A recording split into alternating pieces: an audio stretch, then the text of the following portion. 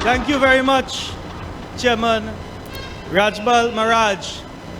To our dear beloved political leader, the Honorable Kamla Prasad Bisessa, parliamentary colleagues, councillors, aldermen, you UNC soldiers and supporters gathered here at the Couva South Multipurpose Hall, and those listening via various social media platforms, I say good evening to you. I have but one small job today, to endorse the star-studded team led by our Honorable Kamla Prasad Bisessa. But before I do so, I want to draw your attention to two small issues which are engaging the national population. And just like Keith Rowley did when he attained prime ministership in 2015, he blamed Kamla, and up to this day, he's blaming Kamla. And this is an approach adopted by his ministers. You all are quite familiar or are quite accurate what is happening with our Honorable Attorney General. You all are. He must go. Let me hear you. Attorney General must go. But what we must realize is that issue was brought to the nation's attention by none other than our political leader. She has the ovarian testitude to bring issues to you and let the nation decide what is happening just before our eyes. I have printed two documents here this evening, and I want to share with you. One is dated 31st of January 2015, and it's a release by the Law Association of Trinidad and Tobago, a membership which I hold in that association. And it is entitled, Law Association Calls on the Attorney General to Step Down. And this was in 2015. Hear what the Law Association had to say back then. The Law Association of Trinidad and Tobago notes with grave concern the recent allegation by Mr. David West, Director of PCA, and the launch of a criminal investigation by the Commissioner of Police. This investigation concerns the allegation of an attempt to pervert the course of justice made against the Attorney General of Trinidad and Tobago. Now, very clear in this release was every time they used the word Attorney General, they said Attorney General. There was no honorable before the Attorney General. This will be contrasted very soon with the release of 14th of June 2020. And it goes on to say, at the last paragraph, it is the view of the Law Association that the police investigation into the conduct of the Attorney General has the ability to adversely affect and undermine the public perception and confidence in the office of the Attorney General. In the circumstances, it is the Law Association considered view that Mr. Anand Ramlogan, SC, must forthwith step down as Attorney General. That is 2015. Let me show you and contrast, and you will draw your own conclusion when I'm done. 14th of June 2022, no heading, media release only, as compared to the AG must step down in 2015. It says, the Council of the Law Association has taken note this afternoon at its monthly statutory meeting of the various requests for response in relation to the allegation that the Honorable Attorney General understated his role when he played in his past representation of certain defendants in civil procedure proceedings. It goes on to say, the Council considers an important issue warranting comment, but in order to provide informed comment, the Council is actively seeking to verify the facts.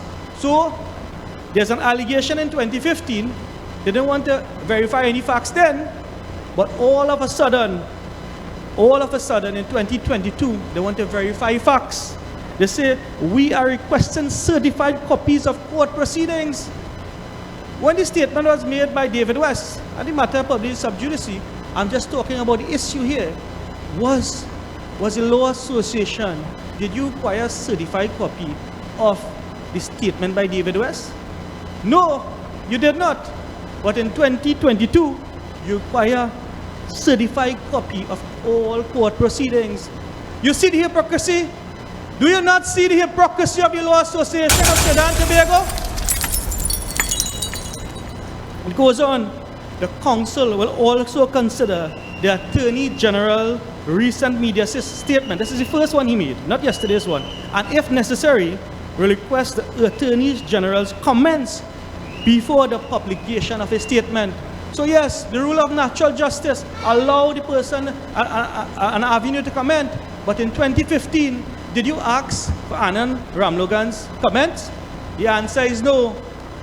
So you see, it's a different rule for the UNC and a different rule for others. This is the double standards by which they operate. And this is something I commend and applaud Kamla Prasad Bisesa to bringing to the attention of this nation. There's another issue in respect of a certain individual who is accused of plagiarism at the University of the West Indies.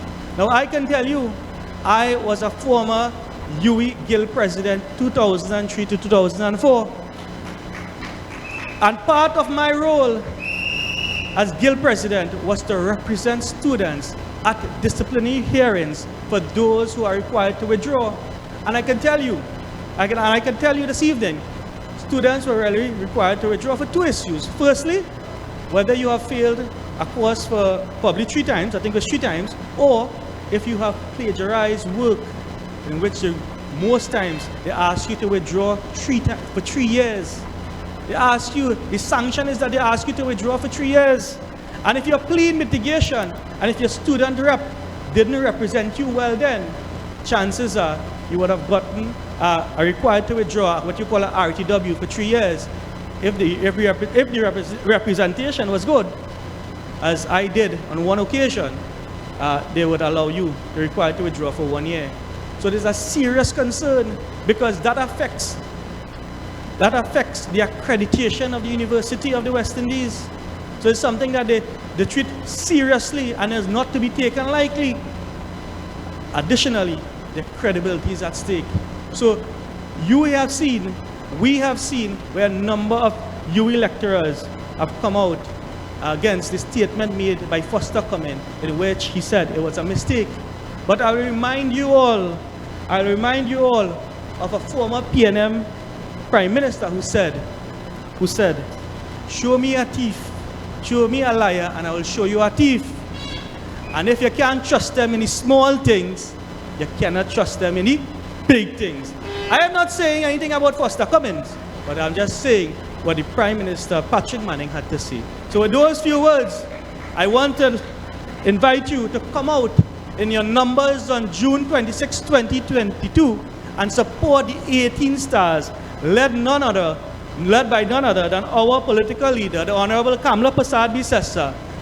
Forward ever, backward ever, UNC and proud. One nation, one people, one leader. Voice of the people! Elections is heating up with star team UNC. John, Lee, Munilal, Tanku, Amin, Sobers, Mohit, Hussein, Sylvester, Gosai, Ratuam, Morris, Butram, Badal, Zaku, Roberts, Obika. 17 candidates, one leader. Under my leadership, UNC will never ever abandon you.